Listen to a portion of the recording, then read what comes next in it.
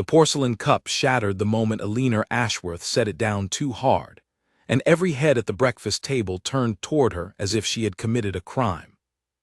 "Careful, Eleanor," said Margaret, the youngest of the 4 Ashworth sisters, not bothering to hide her smile. "You would think a woman your age would have steadier hands by now." 28 and still breaking things, Charlotte added, buttering her toast without looking up. "Perhaps that is why no man has offered for her. She breaks everything she touches." Their mother, Helena Ashworth, did not scold them. She simply sighed, the sound heavy with disappointment, and reached for the teapot as though her eldest daughter's humiliation was nothing more than a minor inconvenience to the morning.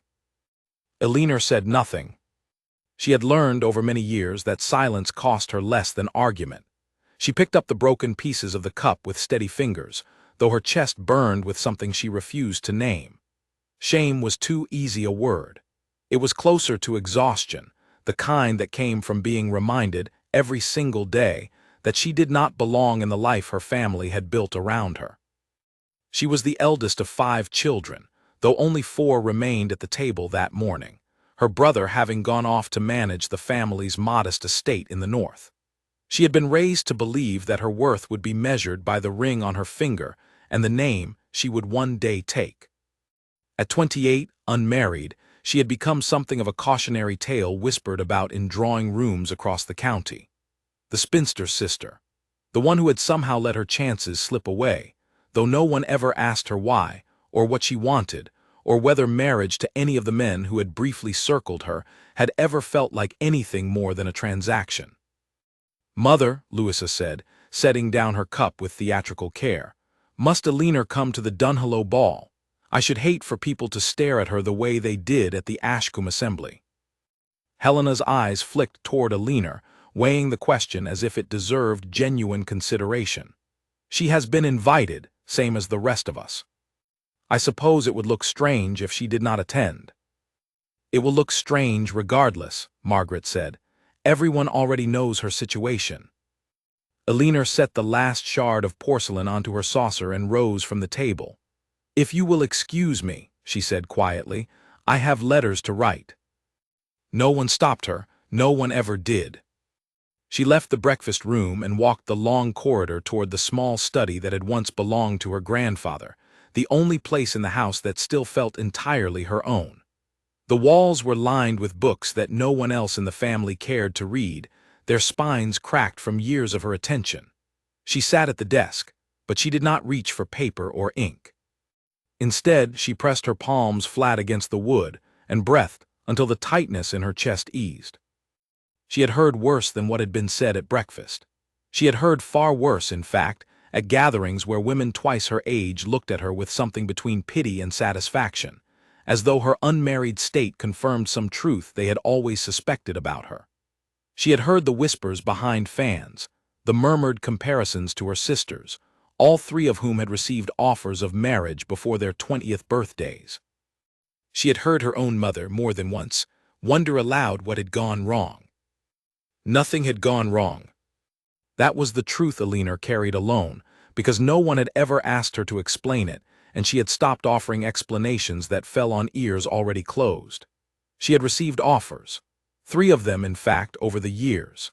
She had refused each one, not out of pride, but because she had looked into the eyes of each man and seen only the shape of a life she did not want. A life spent managing a household for someone who valued her the way one valued a well-run stable, dependable and unremarkable.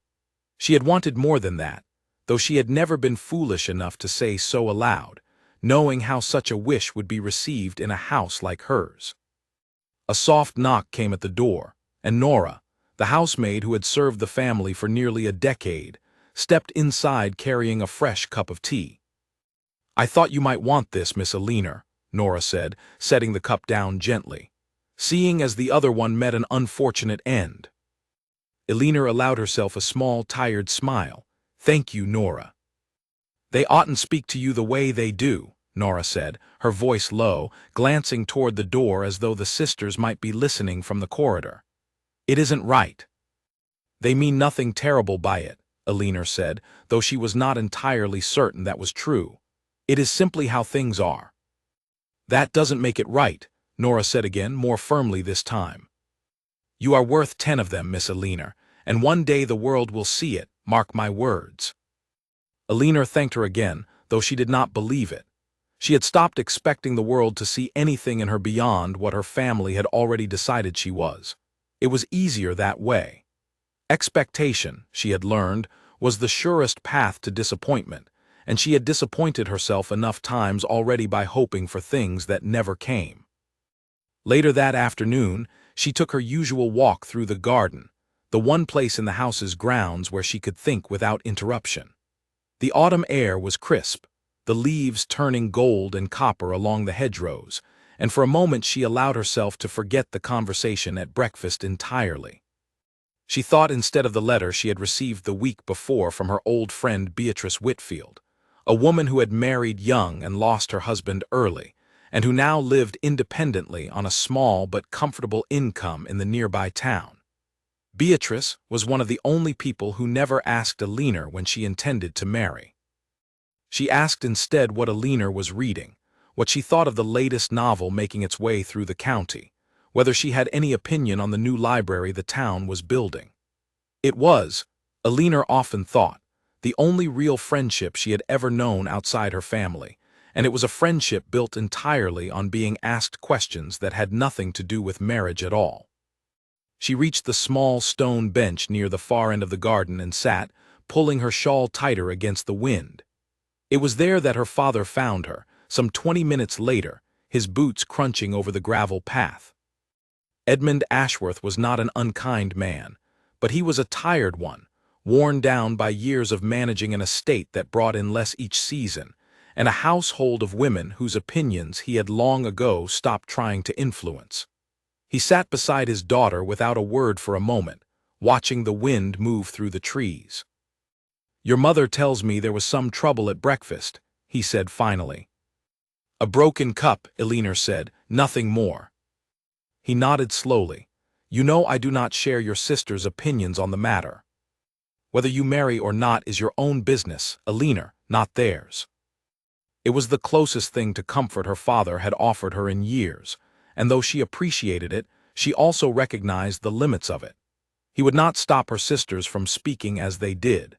He would not correct her mother's sighs of disappointment.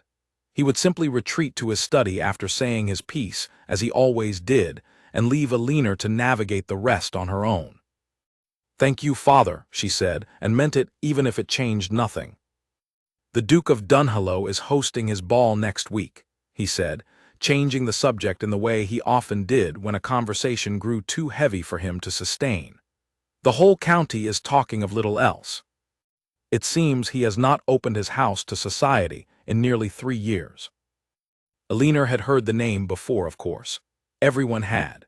The Duke of Dunhollow was spoken of in the same breath as mystery and rumor, a man whose reputation had been built as much on his absence from society as on anything he had actually done. Some said he had withdrawn from the world after a great personal loss. Others claimed he simply found society tiresome, its games and pretensions beneath his notice. Whatever the truth, his sudden decision to host a ball had sent ripples through every household with an unmarried daughter, and the Ashworth household was no exception. "Your mother is already planning which gowns you and your sisters shall wear," her father continued. "She has spoken of little else for days." "I imagine she has spoken of my sister's gowns," Alina said, unable to keep the dry note from her voice. "I doubt mine has crossed her mind at all." Her father did not deny it, and that silence told her everything she needed to know. That evening, as the family gathered once more in the drawing-room, Alina listened as her mother and sisters discussed the upcoming ball with an energy that bordered on frantic. Margaret wondered aloud whether the Duke might notice her if she wore blue.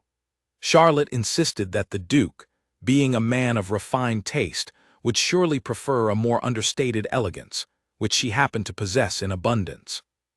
Louisa, ever practical, pointed out that the Duke's attention mattered less than securing a dance with any eligible gentleman who might be present, since Dukes so rarely married outside their own circles anyway. No one asked Alina what she thought of the ball, or what she intended to wear, or whether she looked forward to attending at all.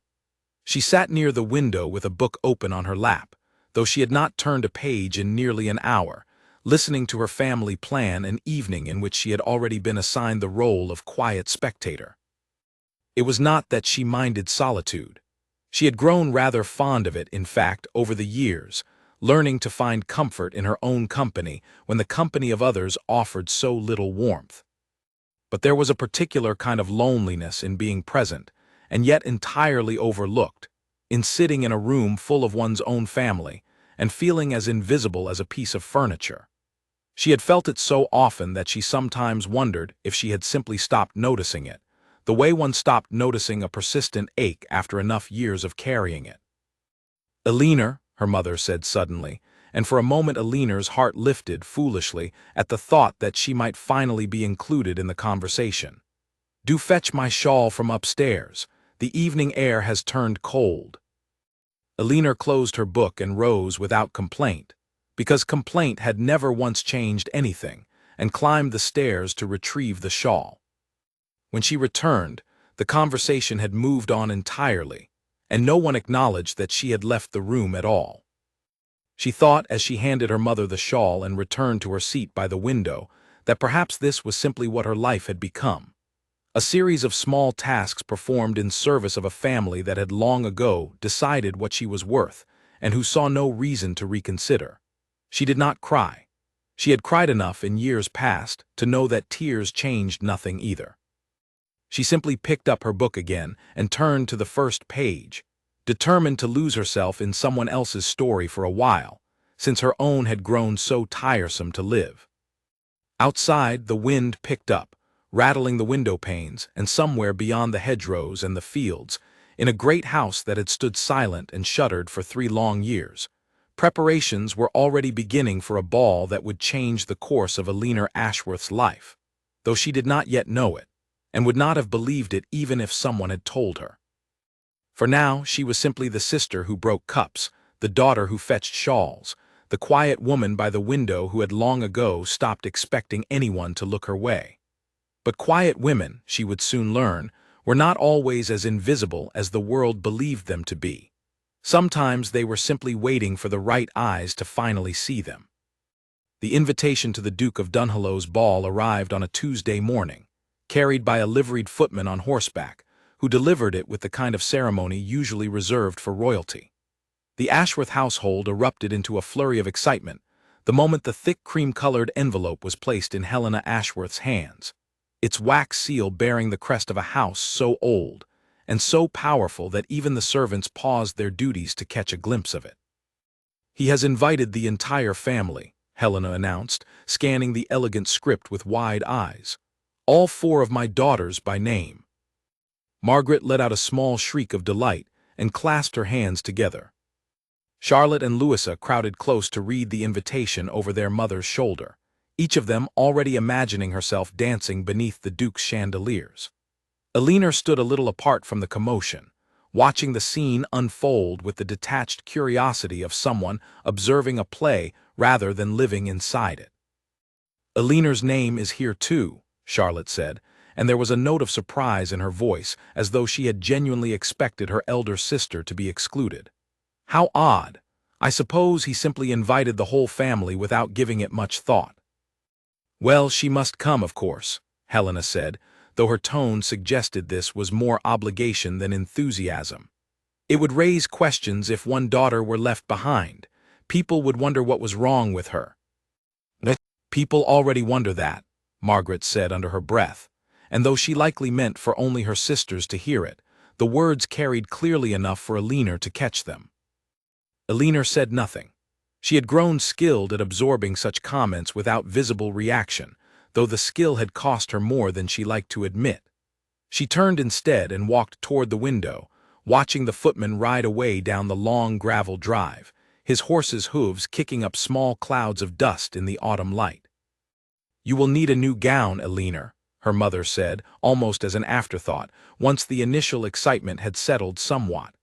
"I suppose the gray silk will do. It is modest, at least, and modesty suits a woman in your position." "A woman in my position," Eleanor repeated quietly, testing the words on her tongue as though they belonged to a language she did not fully understand. "You know what I mean," Helena said, waving a hand dismissively. "There is no need to make it into something it isn't." Alina did know what her mother meant, of course. She meant that Alina, unlike her sisters, had no need for silk that shimmered or colors that caught the eye, because Alina was not there to be noticed. She was there to fill a chair, to complete the family portrait, to prove that the Ashworths had not hidden their eldest daughter away out of shame. Her presence was a formality, nothing more, and the gray silk gown, faded slightly from previous wear, suited that purpose well enough. That evening, Alina sat alone in her bedroom, the gray gown draped across the foot of her bed where Nora had laid it out earlier. She studied it for a long while, running her fingers along the fabric, feeling the slight fraying at the hem that no one had bothered to mend. It was not an unattractive dress, not truly, but it had been chosen for what it would not do rather than for what it might. It would not draw attention. It would not invite comparison to her sister's finer gowns. It would simply exist, quiet and unremarkable, the way she herself was expected to exist. A soft knock interrupted her thoughts, and Nora entered carrying a small wooden box. "I thought you might like to see these before the ball, Miss Alina," Nora said, setting the box on the dressing table and opening the lid to reveal a modest but lovely set of pearl earrings. "They belong to your grandmother, God rest her soul. Your mother forgot she had them, I think, tucked away as they were, but I remembered you admiring them once years ago." Alina lifted one of the earrings carefully, the pearl catching the candlelight with a soft, quiet glow. "I do remember them," she said softly. "Grandmother wore them to church every Sunday." "She would want you to have them," Nora said. "I am certain of it." For the first time in what felt like weeks, Alina felt something warm settle in her chest, a small kindness offered without condition or comparison. "Thank you, Nora, truly." "You deserve more kindness than this house gives you," Nora said, her voice quiet but firm. "I have watched you grow up in these halls, Miss Alina, and I have never once thought less of you for being unmarried. If anything, I have thought you wiser than the rest of them for refusing to settle for less than you deserve." Alina looked up, startled by the directness of the words. "You knew about that, about the offers I refused." "Servants hear everything, Miss Alina," Nora said, a small smile tugging at her lips.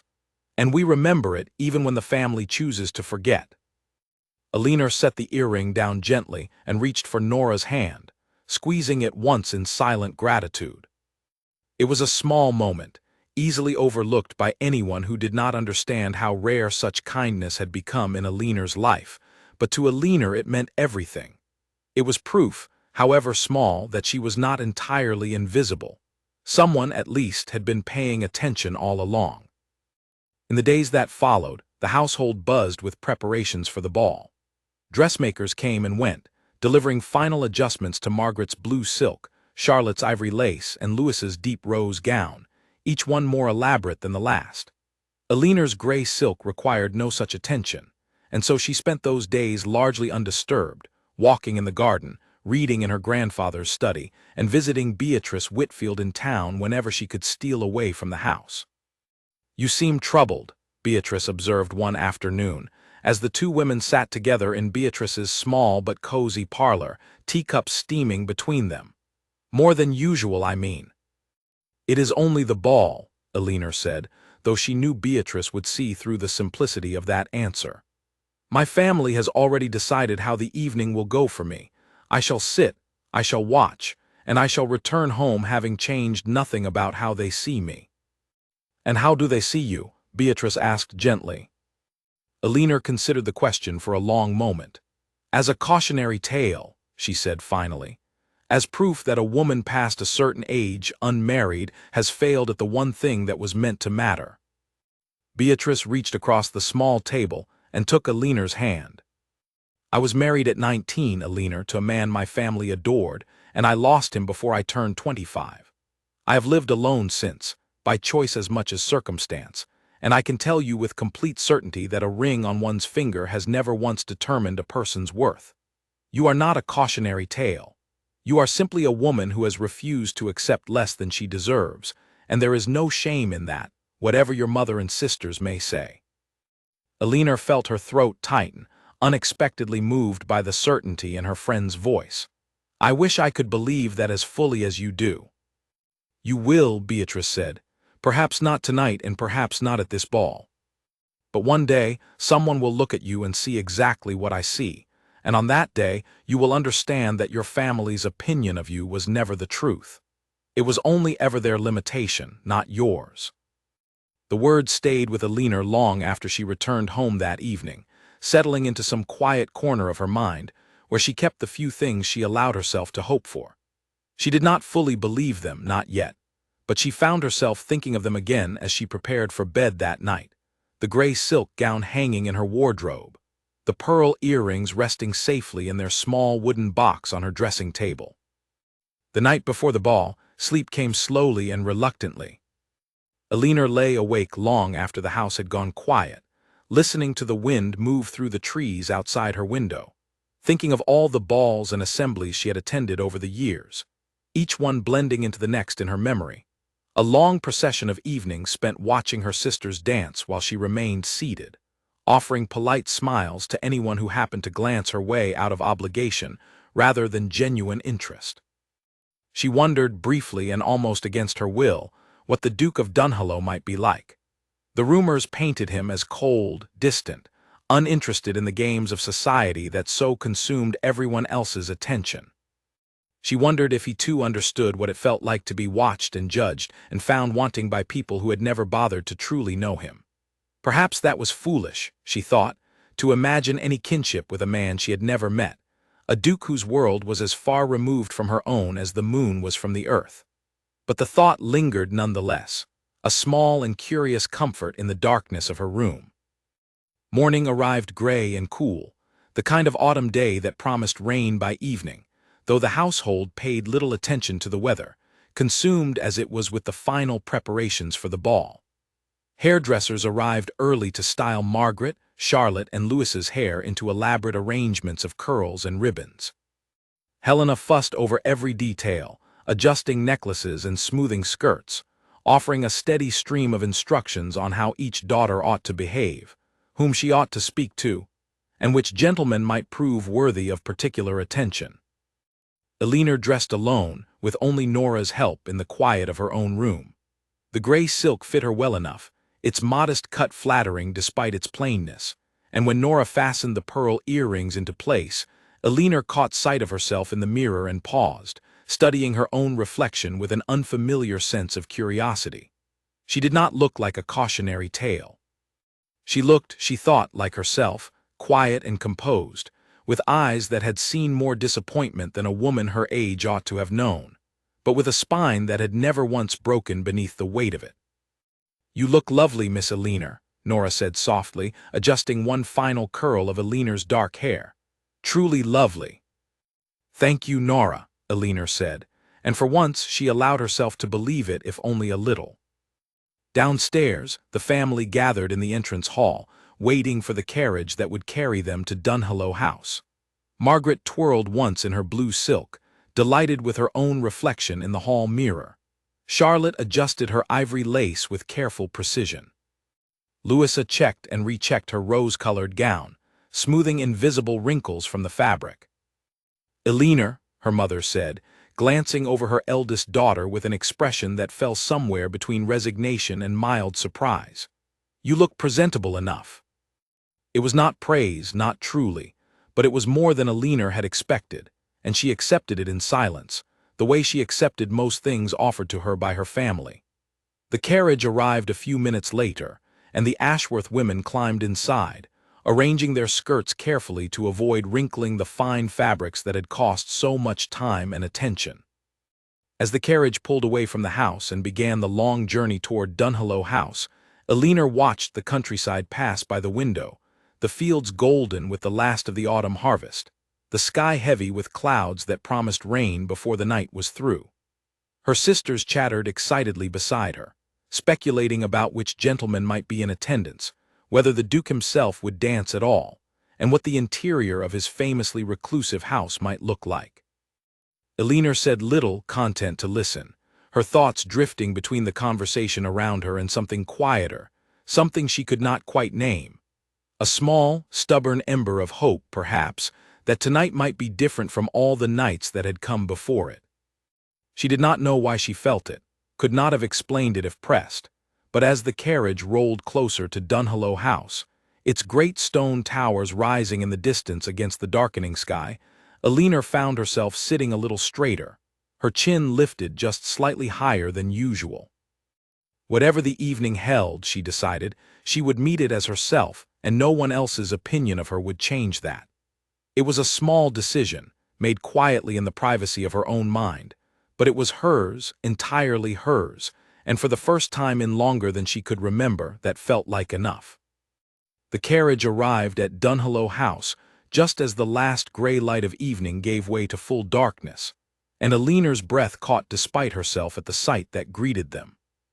The house rose before them like something out of a story, its stone walls glowing amber in the light of hundreds of candles, its windows blazing with warmth against the cold autumn night. Carriages lined the long drive in an unbroken procession, delivering guest after guest in silks and satins, their laughter and chatter carrying faintly through the crisp air. "I have never seen anything like it," Charlotte breathed, pressing her face nearly to the carriage window. "Nor I," Louisa agreed, though her tone held more calculation than wonder, already assessing the other guests arriving alongside them, measuring her own gown against the finery on display.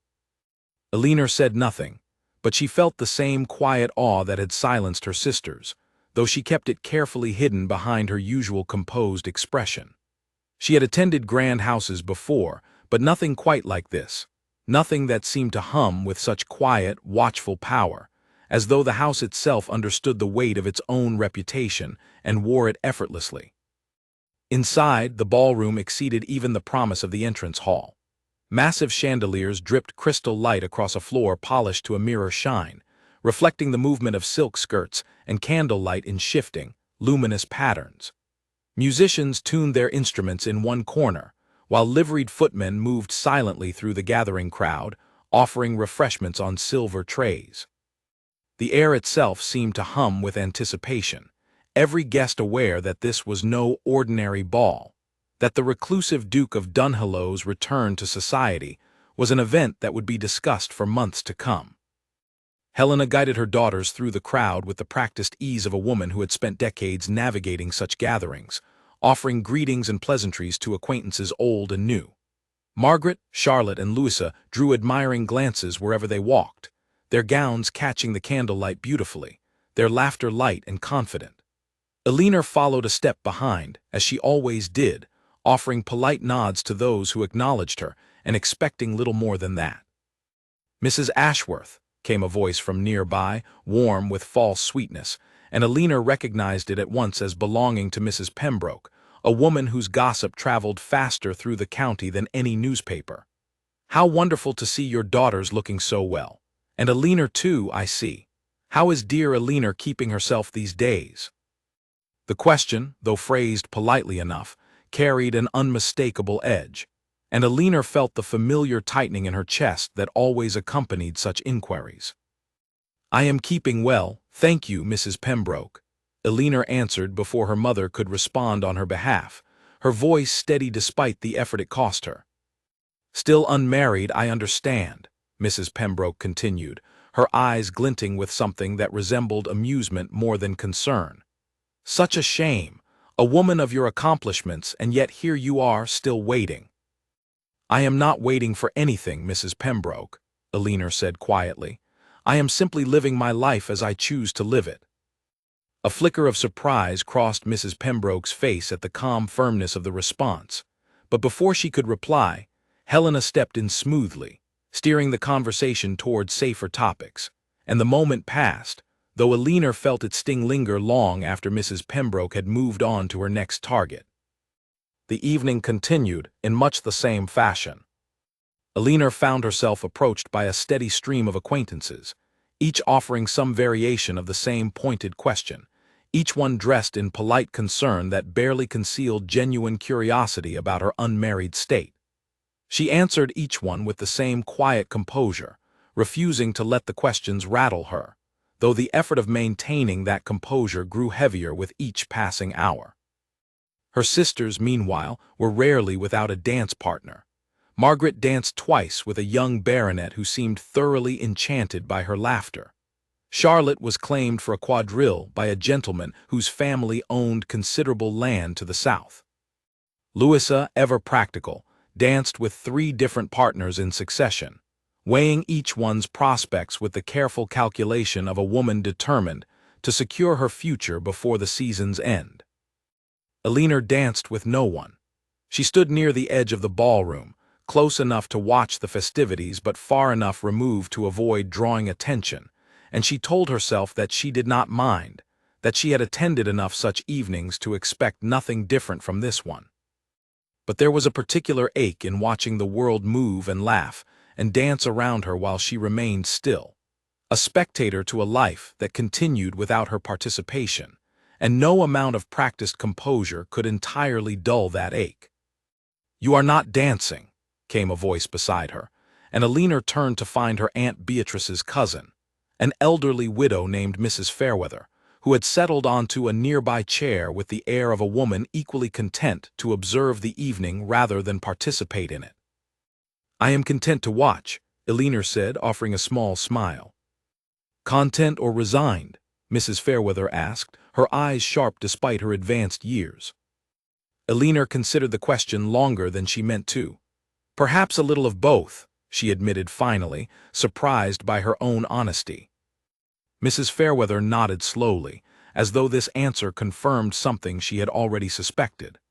"I danced at every ball I attended until I was 30 years old," she said. "And do you know what I learned, watching the young women around me scramble for partners as though their lives depended on it? I learned that the women who danced the most were rarely the ones who ended up happiest. Happiness, my dear, has very little to do with how many partners claim you for a quadrille."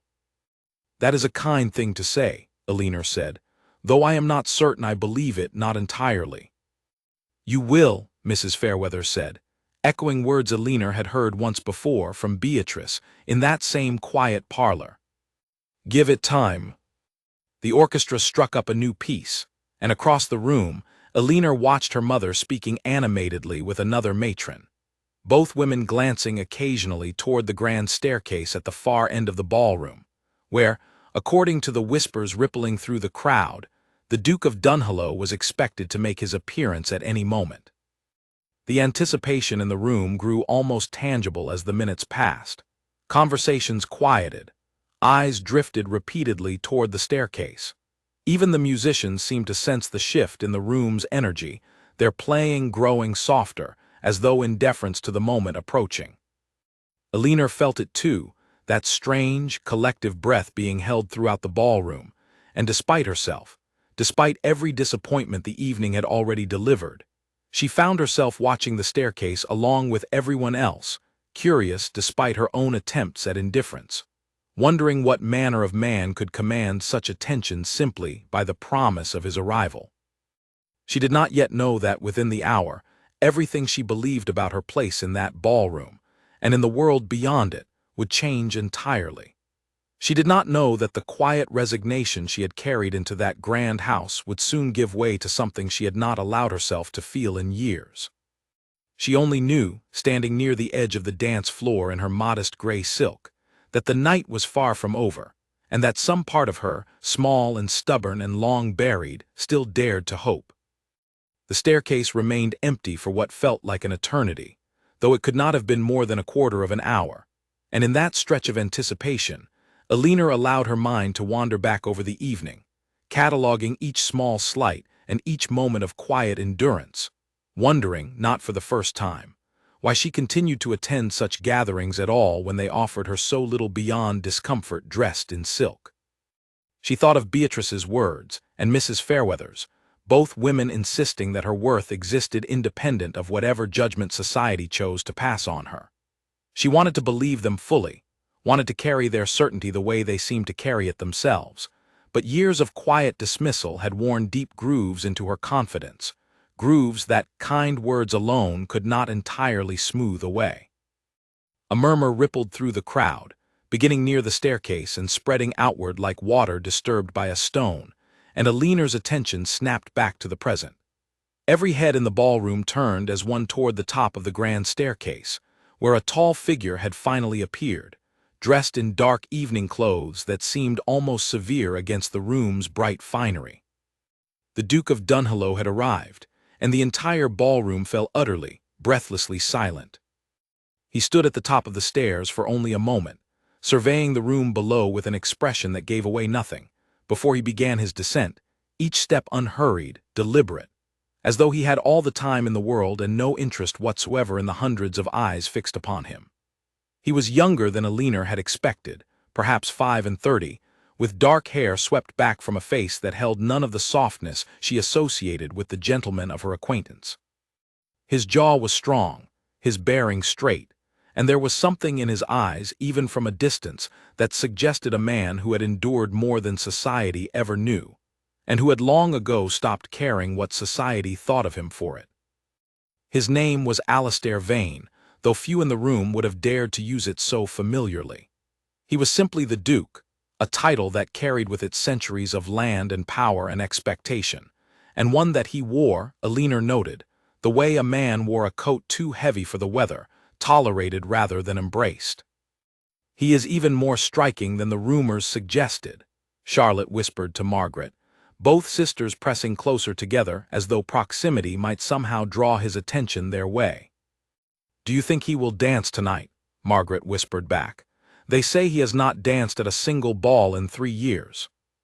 "He will dance with someone," Louisa said with quiet confidence. "A duke cannot host a ball and refuse every partner. It would be a scandal."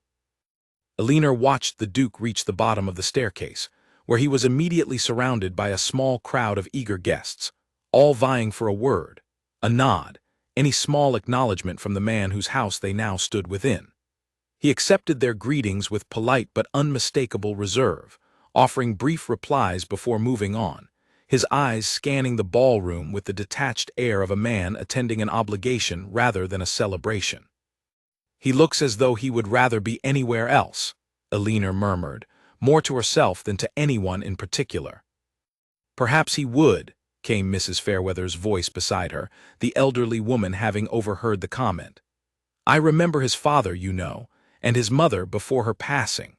This house was once full of warmth before tragedy hollowed it out. It is no wonder the young Duke has kept the doors closed for so long."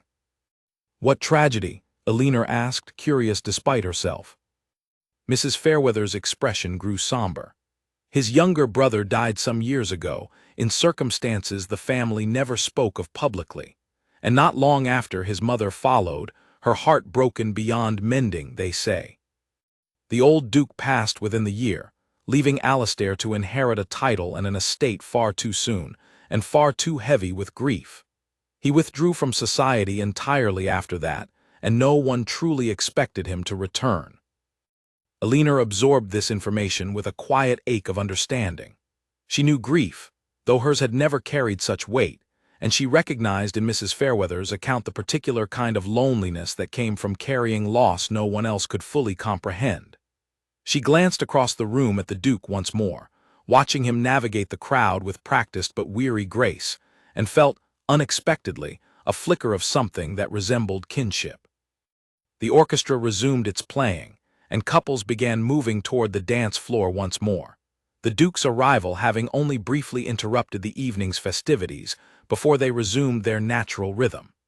Aliner watched her sisters each secure new partners within minutes, their laughter carrying across the room as they spun through the steps of a lively reel.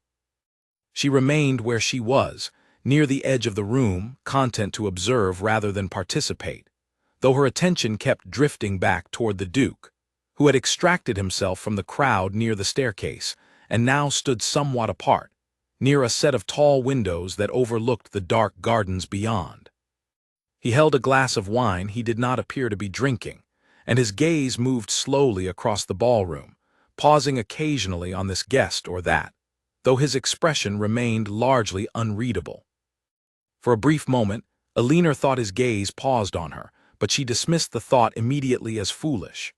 Why would a duke, surrounded by the most eligible and celebrated women in the county, spare a second glance for the plain sister in gray silk, standing quietly at the edge of the room. She looked away, embarrassed by her own imagination, and busied herself with adjusting her gloves, though there was nothing about them that required adjustment at all. "Miss Ashworth," came a voice, and Alina turned, startled, to find a young gentleman she vaguely recognized as a distant cousin of the Pembroke family standing before her, offering a polite bow. "Might I have the pleasure of this dance?" Alina hesitated, surprised by the request, since such invitations came so rarely that she had almost forgotten how to respond to them gracefully. "I would be glad to," she said finally, and allowed him to lead her onto the dance floor. The dance itself was unremarkable, the gentleman polite but disinterested, his conversation limited to comments about the weather and the quality of the evening's refreshments. Alina suspected, though she could not be certain, that he had asked her to dance more out of a sense of obligation than genuine interest, perhaps prompted by some remark from his family about the kindness of including the overlooked Ashworth daughter. She accepted the dance regardless, grateful for the small reprieve from standing alone at the edge of the room, even if the gesture behind it left something to be desired. When the dance ended, her partner returned her to her place near the wall with a brief bow, and immediately sought out a different partner for the next set, leaving Alina once more to her own company. She watched him approach Charlotte with far more animation than he had shown her, and though the sight stung slightly, she had long since grown accustomed to such small disappointments, and she did not allow it to linger. The evening wore on in much the same fashion. Alina danced twice more, both times with gentlemen whose interest seemed more obligatory than genuine, and spent the remaining hours largely in conversation with Mrs. Fairweather, and briefly, with Beatrice Whitfield, who had arrived fashionably late and sought Alina out immediately upon entering the ballroom. "You look well tonight," Beatrice said, settling into the chair beside Alina's, "though I suspect the evening has not been entirely kind to you." "It has been much like every other evening," Alina admitted. "Familiar, at least, in its disappointments." "The Duke has not danced at all, I notice," Beatrice observed, glancing across the room to where Alistair Vane still stood near the windows. Having exchanged his untouched glass of wine for another, he seemed equally uninterested in drinking. Every unmarried woman in this room has positioned herself hoping to catch his eye, and yet he has not moved from that spot in nearly an hour. "Perhaps he finds the whole affair as tiresome as I do," Alina said, and Beatrice laughed softly at the observation. "Perhaps," Beatrice agreed, "though I suspect a duke's tiresome evening looks rather different from yours, my dear.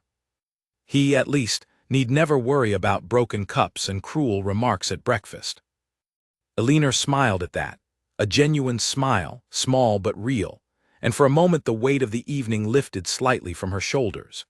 She glanced once more toward the Duke, curious despite herself about the man behind the reputation, wondering what thoughts occupied him as he stood apart from his own celebration, watching the room with those same unreadable eyes. She did not know, could not have known, that across the ballroom the Duke of Dunhollow had, in fact, noticed her some time ago, and had been watching her with far more attention than his impassive expression revealed. He had noticed the way she carried herself with quiet dignity despite the evident discomfort of standing largely alone. He had noticed the small kindness in her expression when speaking with the elderly Mrs. Fairweather, a woman most young guests avoided entirely, finding her too direct, too willing to speak uncomfortable truths. He had noticed, too, something else, something that tugged at a memory he had not expected to surface that evening, a memory of a woman glimpsed once before, in circumstances entirely removed from the glittering formality of a ballroom. But that recognition, and all that would follow from it, belonged to the hours still ahead, hours that would transform the quiet, overlooked evening Alina had resigned herself to into something she would remember for the rest of her life. For now the orchestra played on, the candles burned steadily in their great chandeliers, and Alina Ashworth sat quietly at the edge of the room, unaware that the night was only just beginning to reveal its true shape. The clock in the great hall struck 10. its chimes barely audible over the swell of music and conversation. When Alina decided to step away from the ballroom entirely, seeking a few moments of quiet in one of the smaller adjoining rooms that had been open to guests wishing to escape the crowd. She had noticed the room earlier, a modest library lined with towering shelves of books, its atmosphere considerably calmer than the noise and heat of the dance floor, and she found herself drawn to it now, craving the particular comfort that books had always offered her. The library was empty when she entered, lit only by a low fire crackling in the hearth and a scattering of candles along the mantel, and Alina allowed herself a long, quiet breath, grateful for the solitude after hours of careful composure. She wandered slowly along the shelves, tilting her head to read the spines of books she recognized and many she did not, marveling at the sheer scope of the collection. It was here, among these shelves, 3 years earlier, though she had no way of knowing it at the time, that she had encountered a stranger during a chance visit to a bookshop in town. A tall, quiet man who had helped her retrieve a volume from a shelf too high for her to reach, and who had spoken with her briefly about literature before disappearing back into the crowded street, never offering his name, never expecting to be remembered. She had thought of that brief encounter many times since, a small, pleasant memory tucked away among so many unremarkable days, though she had long assumed she would never see the stranger again. She reached for a slim volume of poetry near the top of one shelf, standing on her toes in an attempt to reach it, when a voice spoke from the doorway behind her, low and unfamiliar, though something in its cadence stirred a distant recognition. "Allow me," the voice said, and a moment later a hand reached past her shoulder, retrieving the book with ease before she had time to turn around. Alina turned, startled, and found herself face to face with the Duke of Dunhollow himself, standing close enough that she could see the flecks of gray beginning at his temples, the faint lines of weariness around his eyes that spoke of years carrying burdens far heavier than his title alone. "Your Grace," Alina said, quickly dropping into a curtsy, her heart suddenly hammering in her chest. "Forgive me, I did not realize anyone else had entered." "There is nothing to forgive," the Duke said, offering her the volume of poetry with a small, unreadable expression. "I confess I often retreat to this room during my own gatherings. It seems we share a similar taste for solitude." Alina accepted the book, her fingers brushing briefly against his as she did, and something in that small contact sent an unfamiliar warmth through her, one she quickly attributed to simple surprise rather than anything more significant. "I did not expect to find company here," she admitted. "I assumed everyone would be occupied by the dancing." "Everyone but the two of us, apparently," he said, and there was the faintest hint of dry humor in his voice, so subtle she almost missed it entirely. He studied her for a long moment, his gaze steady and searching in a way that made Alina acutely aware of herself, of the plain gray silk she wore, of the pearl earrings that had once belonged to her grandmother, of every small detail her family had dismissed as unremarkable for so many years. She resisted the urge to look away, holding his gaze instead with the same quiet composure she had maintained throughout the evening. "Have we met before, Miss Ashworth?" he asked suddenly, and Alina blinked in surprise both at the question and at the fact that he knew her name at all. "I do not believe so, Your Grace," she said carefully. "Though I confess your face seems somewhat familiar to me as well, though I cannot place why." A faint smile touched the corner of his mouth, there and gone so quickly she nearly doubted she had seen it at all. Perhaps a bookshop, some years ago, a volume placed too high on a shelf for a young woman to reach without assistance. Alina's breath caught, memory rushing back with sudden clarity. "That was you," she said softly, wonder coloring her voice. "I have thought of that day often, though I never expected to encounter that same stranger again, let alone discover him to be a duke." "I did not offer my name that day," he admitted. "I confess I rather enjoyed the anonymity of the encounter. It is rare that anyone speaks to me as simply a man, rather than a title." "I spoke to you as I would speak to anyone," Alina said. "I had no notion of who you were." "I am aware," he said. "It is, I think, why I remembered you so clearly among the countless faces I have encountered since. You spoke to me about the poetry itself, about the ideas within it, rather than asking anything of my name or my fortune. It has been a very long time since anyone offered me that particular courtesy.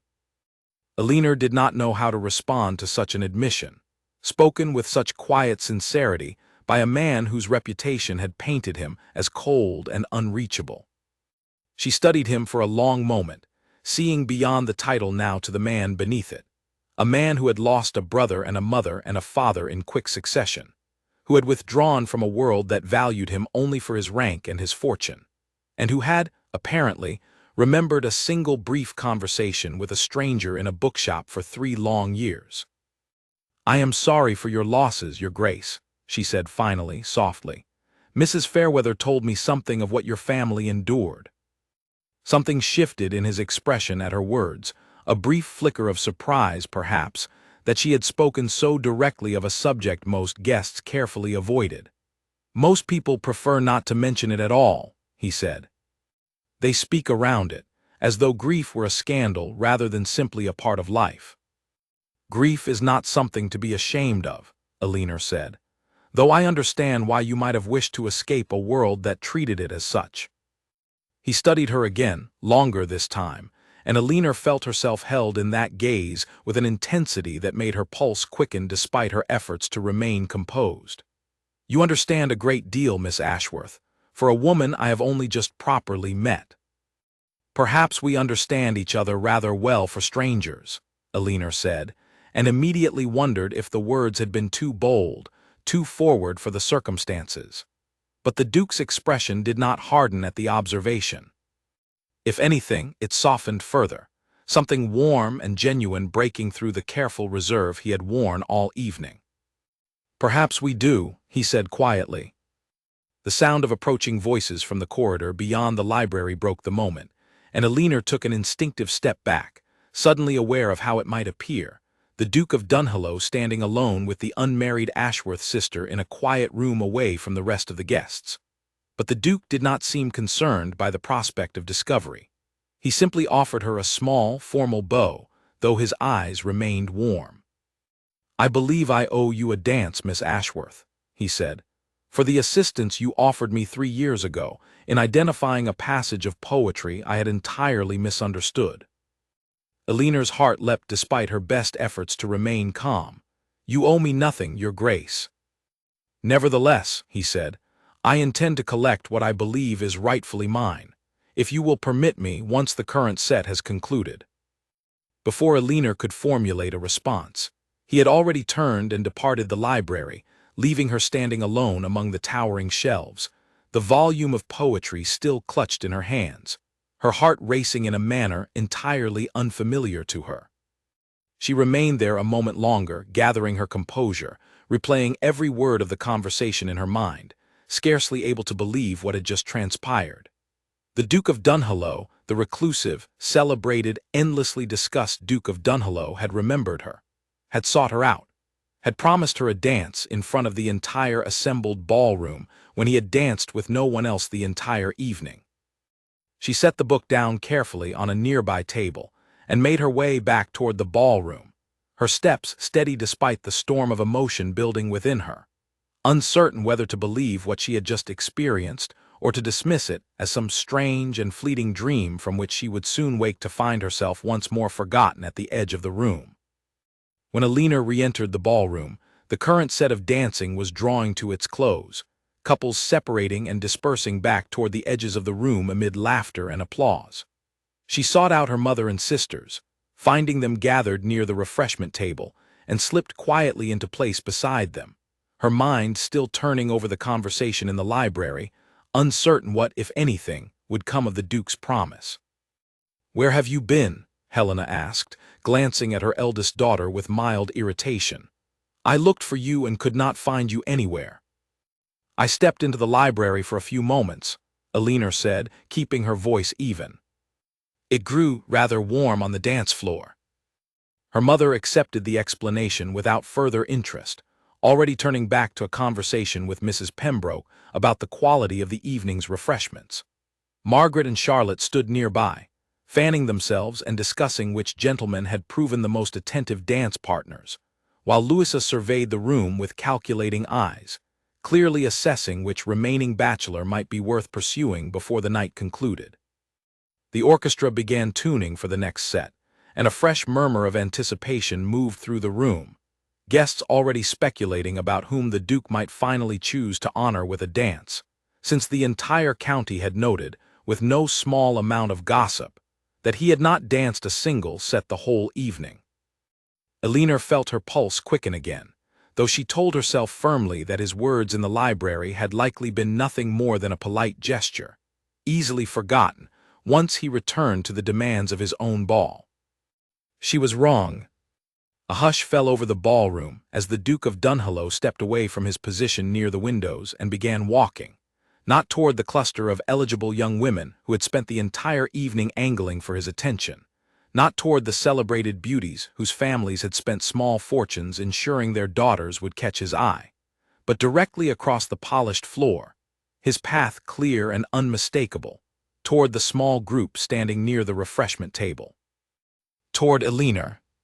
The room seemed to hold its breath collectively, conversations trailing off mid-sentence as every head turned to follow the Duke's progress across the ballroom. Margaret's fan froze mid-motion. Charlotte's mouth fell open slightly before she caught herself. Louisa's calculating expression shifted rapidly into confusion, then something closer to disbelief. Helena Ashworth stood utterly still, her earlier conversation with Mrs. Pembroke entirely forgotten, her eyes wide as she watched the most eligible man in the county walk directly past her three celebrated daughters. Elinor felt her heart hammering so violently she feared everyone around her must surely hear it. She did not move, did not breathe, as the Duke closed the final distance between them and stopped before her, offering a formal, elegant bow that carried none of the careful reserve he had shown the rest of his guests throughout the evening. "Miss Ashworth," he said, his voice carrying clearly across the suddenly silent ballroom. "I believe I promised you a dance." Whispers erupted immediately across the room, a wave of astonished murmuring rippling outward from where they stood, though Elinor barely registered it, her entire attention fixed on the Duke's steady, warm gaze. She was aware distantly of her mother's stunned silence beside her, of her sister's matching expressions of disbelief, but none of it mattered in that moment, not against the reality of the Duke of Dunhollow extending his hand toward her, waiting patiently for her answer. "Your Grace," she managed finally, placing her hand in his, "I would be honored." He led her onto the dance floor as the orchestra began the opening strains of a waltz, and Elinor was acutely aware of every eye in the room fixed upon them, the weight of hundreds of stares pressing against her like a physical force. She had spent so many years being overlooked, being dismissed, being spoken of in whispers of pity and judgment, that the sudden reversal, the sudden, undeniable attention, felt almost disorienting. "You are trembling," the Duke observed quietly as they took their positions. "Forgive me," Elinor said. "I have never been the center of such attention before. It is rather overwhelming." "There is nothing to forgive," he said, echoing his words from the library. "And I confess, Miss Ashworth, that the attention has never troubled me less than it does in this moment, dancing with you." The music began in earnest, and they moved together across the floor, the Duke's steps sure and confident, guiding Elinor through the waltz with an ease that allowed her, gradually, to release some of the tension gripping her shoulders. She had danced before, of course, competently if unremarkably, but there was something different in dancing with a partner who seemed genuinely present, genuinely attentive, rather than simply fulfilling an obligation.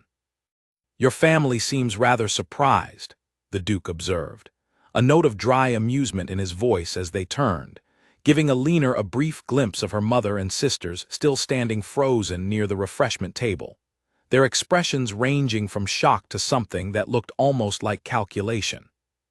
"They are not accustomed to seeing me singled out for anything," Elinor admitted. "I fear it will take them some time to adjust." "And you," he asked, "are you accustomed to being singled out?" "Not remotely," Elinor said honestly. "I have spent a great many years being told, in various ways, that I am not the sort of woman men notice." I confess I do not entirely know how to conduct myself now, that the opposite seems to be true. The Duke's expression grew thoughtful as he considered her words, his hold on her hand tightening slightly, a small gesture of reassurance rather than presumption.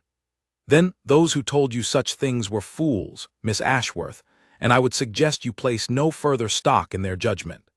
I noticed you the moment I descended that staircase this evening, long before I recognized you from our previous encounter. I noticed the way you carried yourself with dignity despite what I could plainly see was a room full of people determined to overlook you. That is not the demeanor of a woman unworthy of notice. It is the demeanor of a woman who has simply never been given the notice she deserves. Elinor felt her eyes sting unexpectedly at the sincerity in his words, and she blinked quickly, unwilling to embarrass herself with tears in the middle of a crowded ballroom, however genuine the emotion behind them. You are very direct, Your Grace, for a man reputed to be so reserved. I have found that reserve serves little purpose when speaking with someone whose company I genuinely enjoy, he said. I spent 3 years avoiding society entirely because I found its games exhausting and its people, for the most part, shallow in their concerns. Tonight is the first evening in a very long while that I have found myself glad to have attended my own ball. They continued dancing as the waltz built toward its conclusion, and Elinor found herself, for the first time in longer than she could remember, entirely present in a moment rather than simply enduring it. The weight of years of dismissal, of quiet humiliation, of feeling perpetually overlooked, seemed to lift, if only briefly, replaced by something she had almost forgotten how to feel. The simple, uncomplicated pleasure of being truly seen. When the music finally drew to its close, the Duke did not immediately release her hand, holding it a moment longer than strict propriety required, his eyes still fixed on hers with an intensity that left Elinor slightly breathless. "Might I request the pleasure of your company for the next dance as well, Miss Ashworth?" he asked. "I find I am rather reluctant to relinquish your company so soon." A fresh murmur rippled through the watching crowd at the request, scandalous by the standards of the evening, since a gentleman requesting a second consecutive dance with the same partner was a declaration few could misinterpret. Elinor was aware of her mother's sharp intake of breath somewhere across the room, aware of the whispers already spreading like wildfire among the assembled guests, but she found, to her own surprise, that she did not care in the slightest what any of them thought. "I would be glad to, Your Grace," she said, and this time her voice carried none of the trembling uncertainty from before. They remained together for the next dance, and the one after that, until propriety demanded they part, though the Duke made it clear, through every subsequent glance across the ballroom, that his attention had not wavered from her for the remainder of the evening.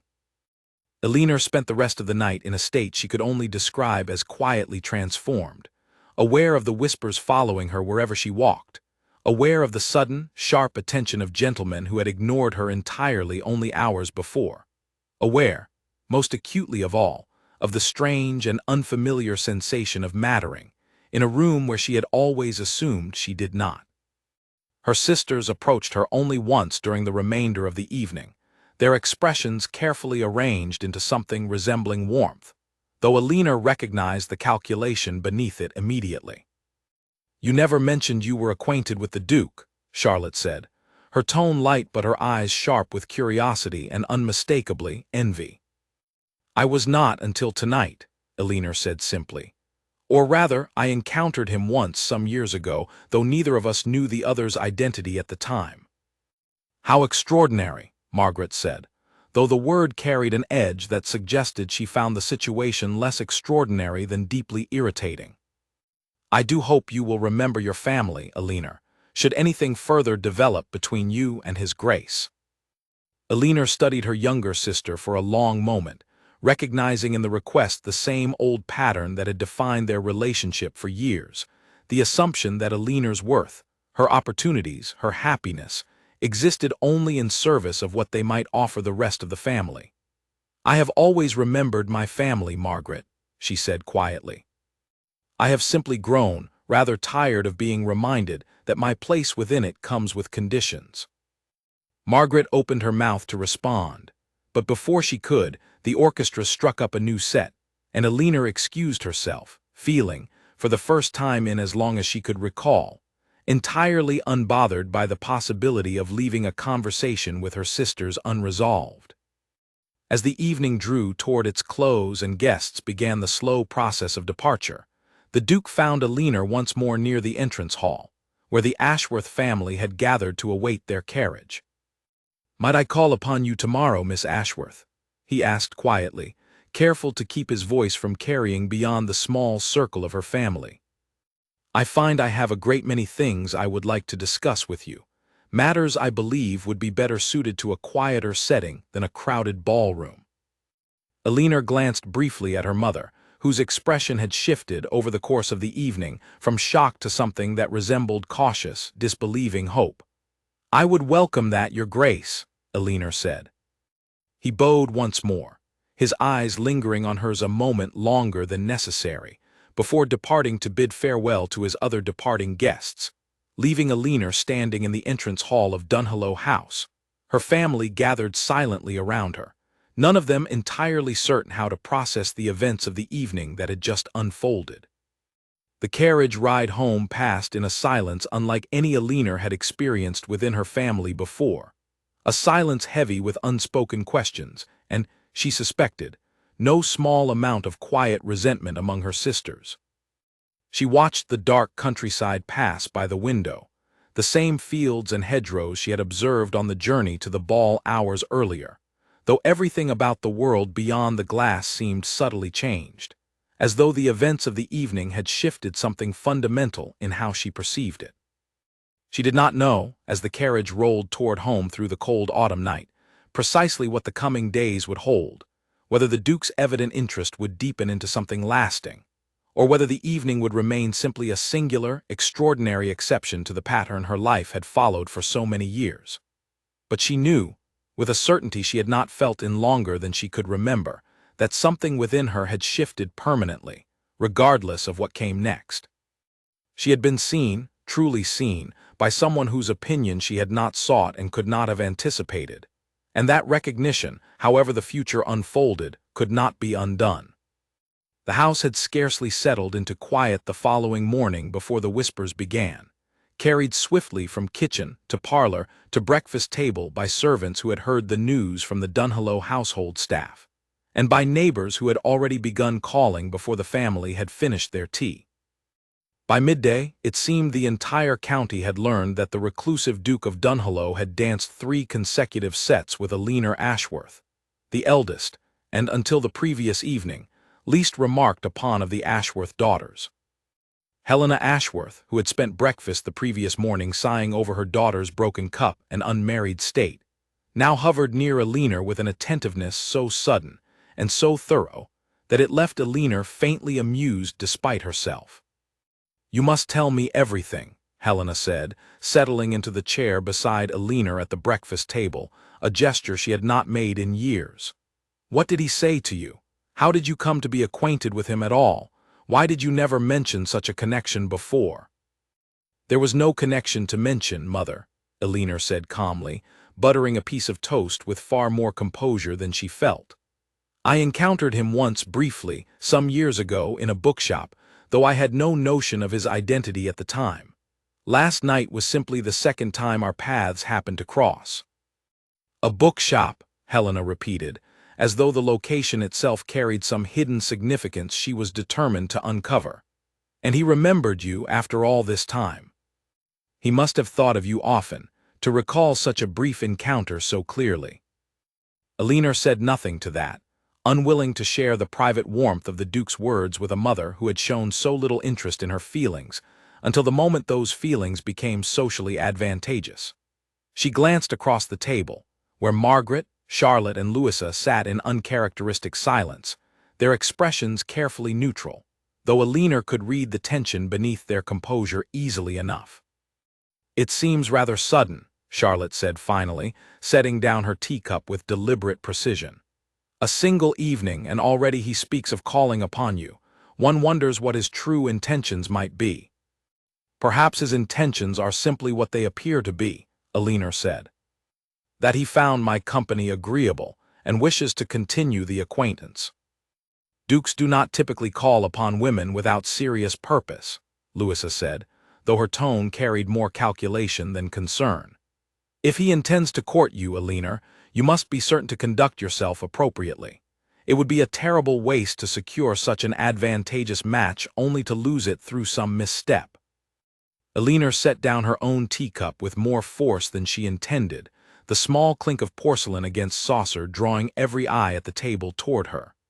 I have conducted myself appropriately for 28 years, Louisa, through every ball and assembly and dinner party this family has ever attended. I do not require instruction now, simply because the outcome of last evening happened to surprise you. A tense silence followed her words, broken only by the sound of Margaret shifting uncomfortably in her chair. It was Edmund Ashworth, entering the breakfast room somewhat later than usual, who finally spoke into the quiet that had settled over the table. "I understand congratulations may be in order," he said, though his tone carried a note of genuine warmth that Alina had rarely heard from him in matters concerning her marital prospects. "The whole county is speaking of nothing else this morning."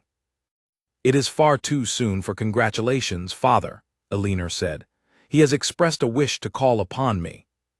Nothing more has been decided or even discussed." "Nevertheless," her father said, settling into his usual chair at the head of the table, "I confess I am glad of it, Alina, whatever comes of it. You have endured a great deal in this house, more than any of us have properly acknowledged, and if the Duke of Dunhollow has seen in you what the rest of us somehow failed to see clearly enough ourselves, then I am glad of that as well." Alina felt an unexpected lump rise in her throat at her father's words, spoken so plainly and so rarely offered in such direct terms. She had not realized how much she had wanted to hear something like acknowledgment from him until the moment it finally arrived. "Thank you, father," she said softly. The Duke arrived that afternoon precisely at the hour he had indicated, his carriage bearing the Dunhollow crest rolling up the long drive with an air of quiet ceremony that sent the household into a fresh flurry of preparation.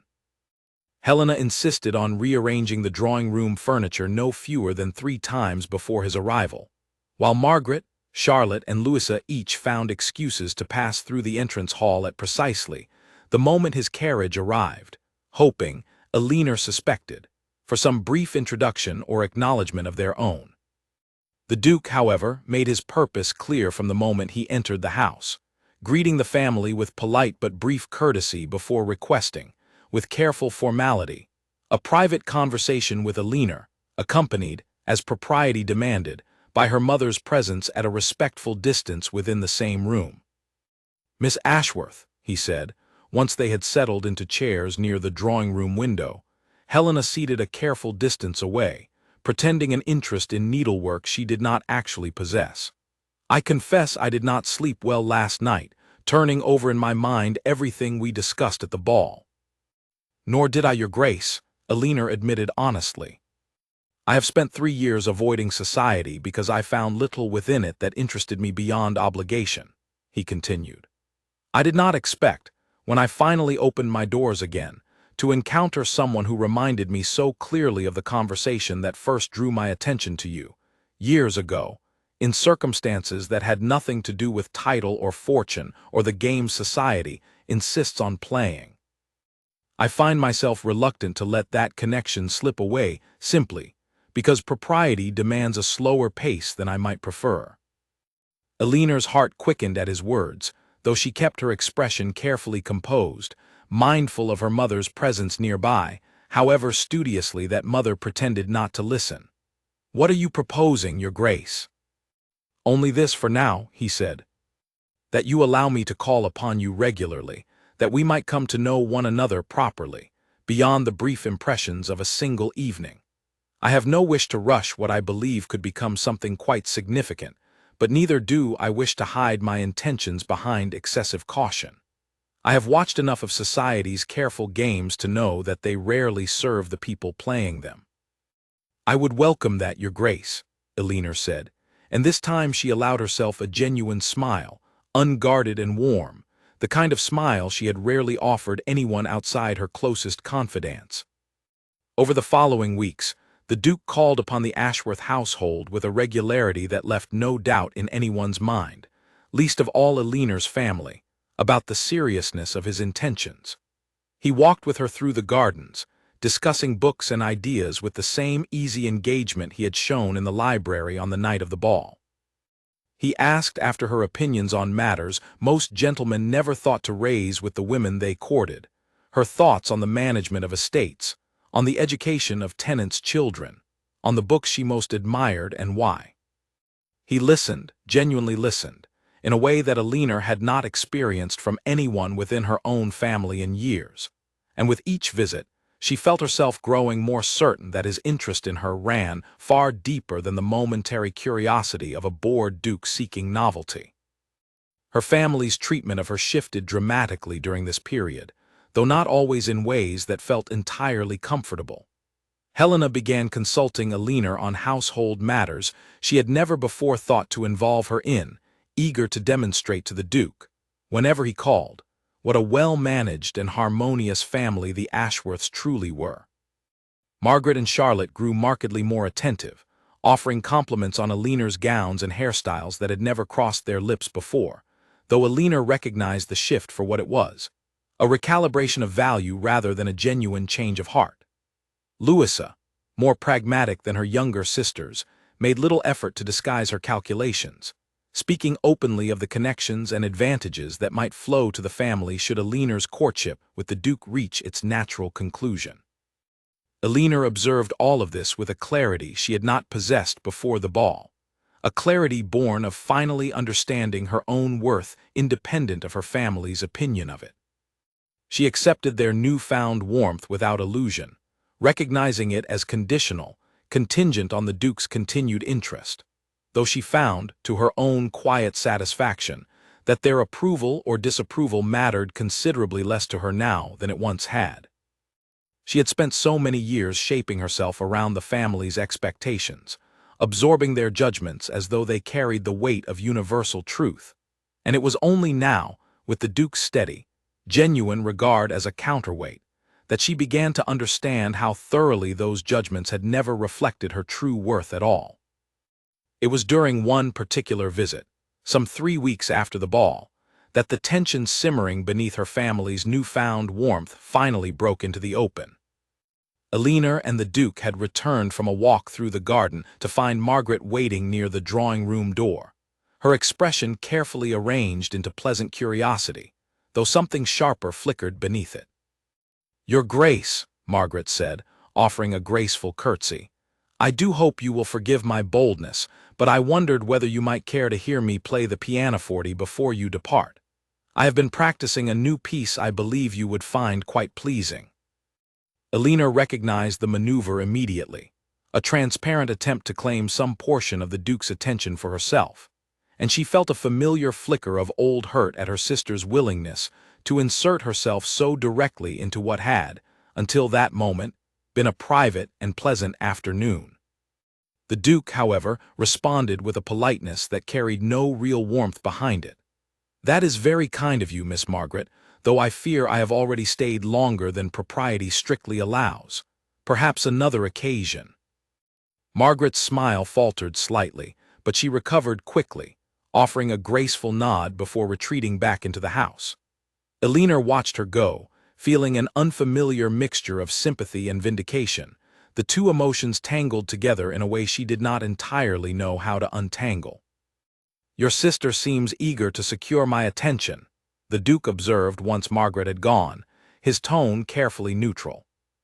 "My sisters have spent a great many years believing that attention, of any kind, belongs rightfully to them," Eleanor said, choosing her words with care.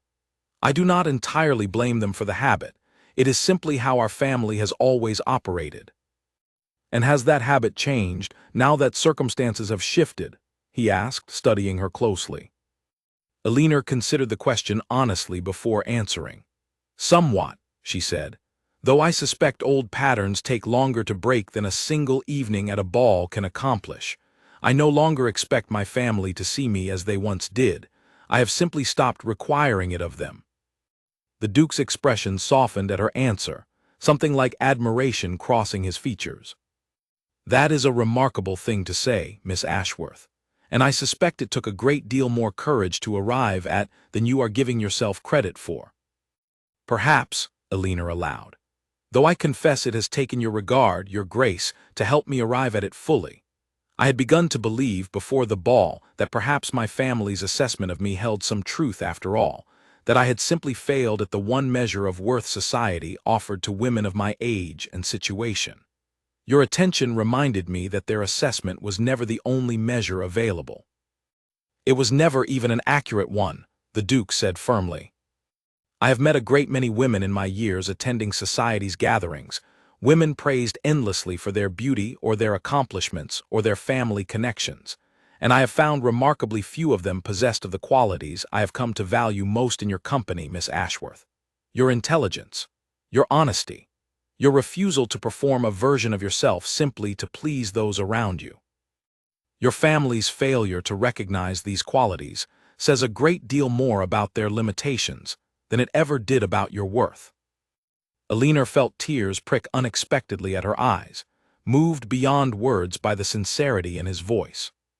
She had waited so long, without fully realizing it, for someone to speak such words to her, to see clearly what she had begun to doubt existed within herself at all. "Thank you," she said quietly, unable to offer anything more eloquent in that moment. "There is no need for thanks," he said gently. "Only the truth, spoken plainly, which I suspect you have received far too rarely in this house." Winter settled over the county in the weeks that followed, frost silvering the hedgerows each morning, and the days growing short and gray. But within the walls of the Ashworth household, a different kind of warmth had taken root, one that Alina had never expected to find there. The Duke's visits continued steadily, twice each week without fail, and gradually the entire household, and indeed the entire county, came to accept what had once seemed an impossibility: that the eldest, quietest, most overlooked Ashworth daughter had captured the genuine and lasting interest of the Duke of Dunhollow. Word of the courtship spread rapidly, and Alina found herself, for the first time in her life, the subject of admiring glances rather than pitying ones whenever she attended a social gathering. Mrs. Pembroke, who had once inquired so pointedly after Alina's unmarried state, now greeted her with an eagerness that bordered on obsequious, complimenting her gown, her composure, her evident good fortune, as though she had never once spoken a cruel word in Alina's direction. Alina accepted these overtures with the same quiet grace she had maintained throughout the difficult years before, though she noted, with a private and not entirely uncharitable amusement, how swiftly society's judgment could shift when circumstances demanded it. It was on a cold, clear evening in early December, during a private dinner at Dunhollow House to which only Alina and her parents had been invited, that the Duke finally spoke the words Alina had begun to hope for, though she had not allowed herself to expect them fully, mindful of how many times hope had disappointed her in years past. They had walked together after dinner through the long gallery of Dunhollow House, past portraits of dukes and duchesses stretching back generations, the Duke pointing out this ancestor, or that with a dry commentary that made Alina laugh more freely than she had in months. They stopped, eventually, before a large window overlooking the moonlit gardens, snow beginning to fall softly beyond the glass. "Alina," the Duke said, using her given name for the first time, a small but significant shift that made her breath catch. "I have spent these past weeks in your company more content than I have felt in longer than I care to admit. I had resigned myself, after my family's losses, to a life lived largely in solitude, believing that the connection I once knew with people I loved had been buried along with them. You have shown me, more thoroughly than I believed possible, that such connection can be found again, when one is fortunate enough to encounter the right person." Alina's heart pounded as he turned to face her fully, taking both her hands in his. "I do not offer you a title or a fortune as the primary reason to consider my proposal, though I am aware both accompany it," he continued. "I offer you, instead, a partner who sees you fully, who values your intelligence and your honesty and your quiet strength above any measure society might otherwise apply to a woman's worth. I offer you a life in which you will never again be made to feel invisible or overlooked or lesser than those around you. Eleanor Ashworth, will you do me the honor of becoming my wife? For a moment, Eleanor could not speak at all, overwhelmed by the culmination of a courtship that had begun so unexpectedly and grown into something she had genuinely believed herself unworthy of receiving. She thought of the broken cup at breakfast, of her sister's careless cruelty, of years spent believing herself destined to remain the family's quiet disappointment. She thought of Nora's kindness, of Beatrice's steady friendship, of Mrs. Fairweather's blunt reassurance, all the small voices that had insisted, against the weight of her family's judgment, that she deserved more than what she had been given. Yes, she said finally, her voice steady despite the tears now falling freely down her cheeks. Yes, Alistair, I will. He drew her close, and for a long moment they simply stood together before the window, the falling snow catching the moonlight beyond the glass, neither of them speaking, the silence between them full of everything words could not adequately express. The news of their engagement spread through the county even more swiftly than the news of their first dance had spread, and the Ashworth household transformed almost overnight into a hive of activity, as Helena began planning what she declared would be the grandest wedding the county had seen in a generation. Margaret, Charlotte, and Louisa, whatever private jealousies they still harbored, could not entirely resist the excitement of their sister's impending elevation to Duchess, and gradually their resentment softened into something that resembled, if not genuine warmth, at least a grudging pride in the family's newfound connection. Eleanor did not forget, in the midst of the celebration, the years of dismissal that had preceded this moment.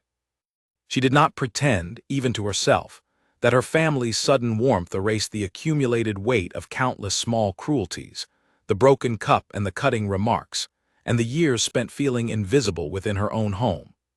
But she found, as the wedding preparations progressed and the season turned from winter toward the first hints of spring, that she no longer needed her family's validation to know her own worth.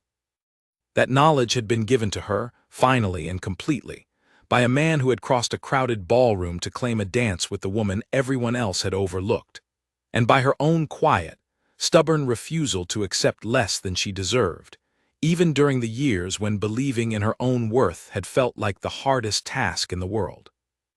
Aunt Beatrice traveled from town to help with the wedding preparations, her presence a steady source of comfort throughout the whirlwind of dress fittings and guest lists, and the countless small decisions that accompanied a wedding of such significance. Nora, too, remained close at hand, insisting on personally overseeing every detail of Eleanor's wedding attire, determined that the woman who had shown her such quiet kindness over the years would look, on her wedding day, exactly as radiant as she deserved to look. I always knew, Miss Eleanor, Nora said one afternoon, as she helped Eleanor into the wedding gown for its final fitting, a gown of ivory silk far more elegant than the gray she had worn to the ball that had changed everything. I always knew the world would come to see what I saw in you all along. I could not have endured those years without your kindness, Nora, Eleanor said, meaning it fully. You saw me when no one else in this house cared to look. And now the whole county sees you, Nora said, smiling as she adjusted the final fold of the gown, as they always should have. The wedding took place in early spring, in the grand chapel on the Dunhollow estate, attended by more guests than the county had seen gathered for a single occasion in living memory. Eleanor walked down the aisle on her father's arm, past faces both familiar and unfamiliar, past Mrs. Pembroke, whose expression now held nothing but genuine admiration, past Mrs. Fairweather, who offered a small, knowing smile as Eleanor passed, past her sisters, seated in the front pew, their expressions, for once, entirely free of calculation or envy, replaced instead by something that looked remarkably like genuine happiness for their sister's fortune. At the altar, Alistair waited for her, his expression carrying none of the careful reserve he had shown the world for so many years, replaced instead by an openness Eleanor had come to know intimately over the months of their courtship. As she took her place beside him, she felt, for the first time in her life, entirely and completely certain of her place in the world, not because a duke had chosen her, though that choice had mattered a great deal, but because she had finally come to understand her own worth, independent of any title or any family's approval. The vows they exchanged were simple and heartfelt, spoken with a sincerity that left few dry eyes among the gathered guests. When the ceremony concluded, and Alastair leaned forward to kiss his new bride, a quiet cheer rose through the chapel, and Alina felt in that moment the full weight of everything that had led her to this point. The years of dismissal, the quiet endurance, the small kindnesses that had sustained her through the darkest of them, and finally, the recognition that had transformed her life entirely, beginning with a single duke crossing a crowded ballroom to claim a dance with the woman everyone else had overlooked. As they walked back down the aisle together, now husband and wife, Alina caught her mother's eye among the crowd, and saw there, for the first time in as long as she could remember, an expression of unguarded, genuine pride. It would not erase the years of quiet hurt that had come before, and Alina did not expect it to. But it was, she thought, a beginning of sorts, a small acknowledgement that perhaps her family had finally come to see, however belatedly, what she had always been worth. Outside the chapel, as the newly married couple emerged into the bright spring sunshine to the cheers of the gathered crowd, Alina allowed herself, at last, to fully believe what Beatrice and Nora and Mrs. Fairweather had told her so many times over the years, that her worth had never depended on anyone else's recognition of it, that she had been remarkable all along, quietly and steadily, waiting only for the world to finally catch up to what she had always known, deep within herself, to be true. A full year passed before Alina returned to her family's house as a guest rather than a resident, arriving now as the Duchess of Dunhollow, seated beside her husband in a carriage far grander than the one that had once carried her, uncertain and overlooked, to a ball that would change the entire shape of her life. The house looked smaller than she remembered, though she understood, of course, that the house itself had not changed at all. It was simply that she had grown, in the months since her marriage, into a woman who no longer measured her own significance by the size of the rooms she occupied or the opinions of those who filled them. Helena greeted her at the door with an embrace that lingered longer than any her mother had offered in years, and Alina allowed herself to accept it without reservation, choosing, as she had chosen so often since her marriage, to extend grace rather than dwell on old grievances. She had learned in the quiet months of her new life that holding tightly to resentment served no purpose beyond weighing down her own heart, and she preferred now to spend her energy on the life she was building rather than the wounds of the life she had left behind. "You look wonderful, Alina," Helena said, studying her daughter with an expression of genuine admiration. "Marriage suits you." "Happiness suits me, mother," Alina corrected gently. "I have simply been fortunate enough to find it." Margaret, now engaged herself to a pleasant young baron she had met at Alina's own wedding, greeted her sister with an enthusiasm that felt, at last, entirely genuine, free of the old calculations that had once colored every interaction between them. Charlotte, too, seemed to have softened considerably, her sharp edges worn smooth by the passage of time, and Alina suspected, by watching her elder sister's happiness unfold in a way none of them had anticipated. Only Louisa remained somewhat distant, though even she offered a warmth that would have been unimaginable a year before, congratulating Alina on her marriage with what appeared to be sincere, if still slightly guarded, goodwill.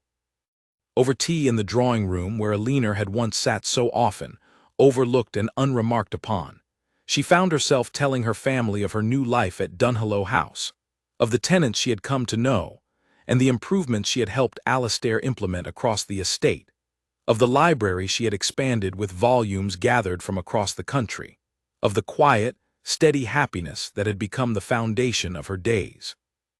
She spoke, too, of a project close to her heart, a school she and Alastair were establishing on the estate for the children of tenant farmers, one that would offer girls the same education as boys, a cause Alina had championed with a passion that surprised even herself.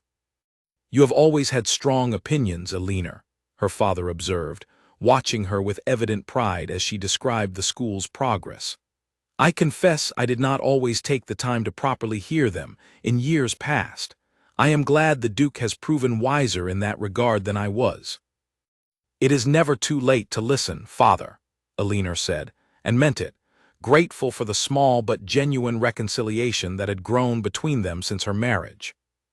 As the visit continued, Alina found herself drawn, inevitably, back to the garden where she had once spent so many quiet, solitary hours, seeking refuge from a household that had rarely made space for her presence.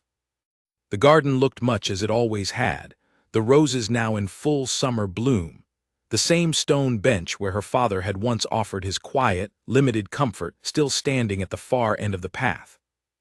She sat there for a while, alone, reflecting on the distance she had traveled since the last time she had occupied that particular seat, waiting anxiously for a ball she had expected to bring her nothing but further humiliation. She thought of Nora's kindness, of the pearl earrings that had once belonged to her grandmother, and that she still wore on occasions that mattered most to her. She thought of Beatrice's steady friendship, of Mrs. Fairweather's blunt wisdom, of all the small voices that had insisted, against the weight of her family's judgment, that she was worth more than the world had shown her. A young girl's laughter drew her attention, and Alina looked up to see one of the tenant children, a girl of perhaps 10 years, running through the garden's edge with a book clutched tightly in her arms, clearly delighted by whatever story occupied its pages. The girl noticed Alina watching and slowed, offering a small, shy curtsy. "Beg pardon, my lady," the girl said, though Alina smiled and waved away the formality. "What are you reading?" Alina asked, curious. The girl's face lit with enthusiasm as she described a story of adventure and courage, a tale she had borrowed from the small library Alina had established for the estate's children some months earlier. Alina listened with genuine interest, remembering her own childhood love of books, the quiet comfort she had found in stories when the rest of her world had offered so little warmth. "Do you enjoy your lessons?" Alina asked, once the girl had finished describing her book. "Very much, my lady," the girl said. "My mother says girls didn't used to be taught their letters properly, not before you and His Grace built the school. I mean to be a teacher myself one day, if I work hard enough." Alina felt something warm and profound settle in her chest at the girl's words, a sense of purpose that extended far beyond her own personal happiness. She had spent so many years believing her worth measured only in the narrow terms her family had applied to her, the question of marriage, of a husband's regard, of a place secured within society's rigid expectations. It was only now, watching this young girl's face bright with ambition and possibility, that Alina fully understood how much more her life had come to encompass, how the recognition she had received from Alistair had opened doors not only for herself, but for countless others whose voices might otherwise have gone unheard entirely. "I have no doubt you will make a wonderful teacher," Alina said warmly, and the girl beamed before continuing on her way through the garden, disappearing around a hedge with her book still clutched close. Alina remained on the bench a while longer, watching the late afternoon sun filter through the trees, thinking of how far she had traveled from the quiet, overlooked woman who had once sat in that very spot, resigned to a life of being dismissed by those who ought to have valued her most. She thought of Alistair, waiting for her back at Dunhollow House, of the life they were building together, steady and genuine, and entirely unlike the transactional arrangements she had once feared marriage might require of her. She thought of the school, of the tenant children whose futures she and her husband were working to broaden, of the countless small ways in which her own hard-won happiness had begun to ripple outward into the lives of others. She rose from the bench eventually and made her way back toward the house, where her family waited, and where, in a few hours, her carriage would arrive to carry her home to Dunhollow House, to the life she had built and continued to build, day by day, with a partner who had seen her worth from the very first moment their paths crossed, long before either of them understood what that recognition would come to mean. As the carriage rolled away from her childhood home that evening, Alina looked back once at the house growing smaller in the distance, its windows glowing warm against the deepening twilight. She felt no bitterness in the sight, only a quiet, settled gratitude for the journey that had brought her from that house to the life she now led, a journey that had required, in the end, not the approval of those who had once dismissed her, but simply her own refusal to believe their judgment over her own quiet, steady sense of her own worth. Beside her, Alastair reached for her hand, and Alina turned from the window to meet his eyes, finding there the same warmth and recognition that had first drawn her to him across a crowded ballroom, a warmth that had only deepened with each passing month of their marriage. "You are thinking of the ball again," he observed, a small smile playing at the corner of his mouth. "I am thinking of everything that led to it," Alina said, "and everything that has followed since."